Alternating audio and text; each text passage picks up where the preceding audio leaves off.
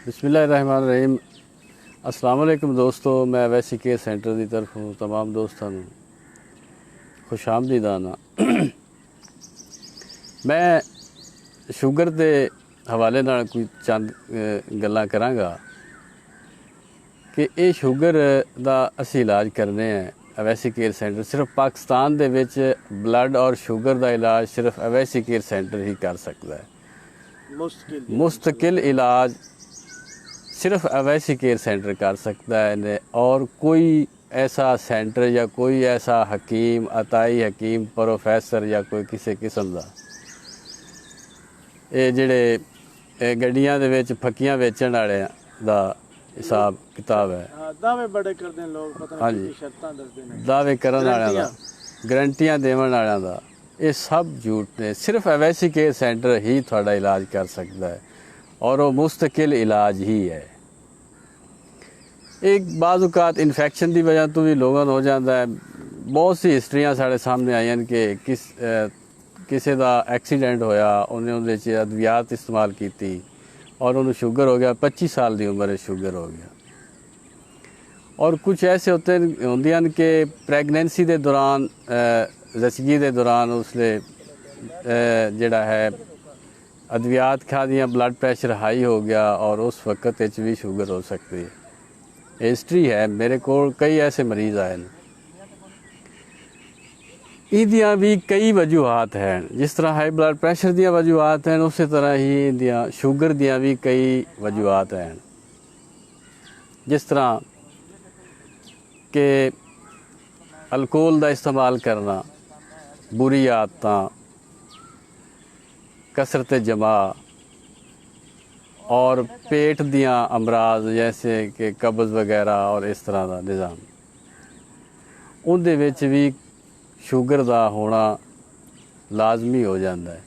या हिस्ट्री के हिसाब नाल, जिस तरह कि वालदैन दे विच होवे, विरासती तौर पर चला आंदा होवे, उहदे विच भी हो जाता है। इंदियां भी 2-3 किस्मां होंदियां ने। एक टाइप 2 सदे ने कि जिहड़ा 200 ते घट लेवल ते है, वो टाइप 2 है, और अगर उनकी उम्र ज़्यादा 40 साल तो है तो वो टाइप 2 चला जाता है।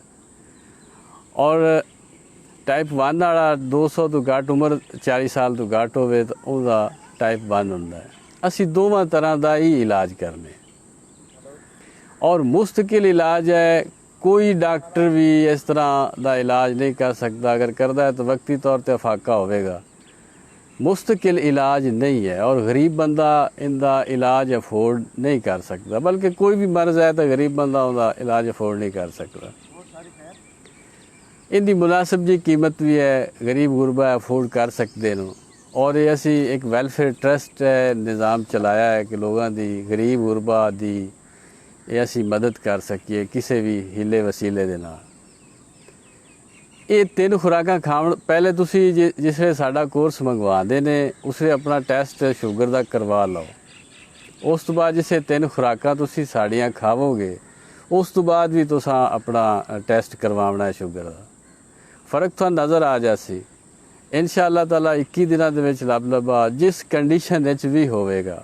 बाज़ औकात तो लोगों का थोड़ी उम्र 14 दिनों के विच ही काम करना शुरू कर देता है, तो जिंदा ज़्यादा उम्र है और थोड़ा जिहा सीरीयस है तो उनके वास्ते 21 दिनों के विच लब लबा इंसुलिन ऑटोमैटिकली पैदा करना शुरू कर देना। ਤੁਸੀਂ ਦੱਸਦੇ ਪਏ ਸੀ ਕਿ ਕੁਛ ਨਾ ਇਹ ਜਿਹੜੀਆਂ ਇੰਨੀਆਂ ਜੜੀ ਬੂਟੀਆਂ ਇਕੱਠੇ ਮੁਰੱਕਬ ਬਣਾਉਂਦੇ ਤੁਸੀਂ। ਹਾਂਜੀ ਹਾਂ ਦੱਸਤਾ ਉਹਦੇ ਉੱਤੇ ਕੁੱਟਦੇ ਨੇ।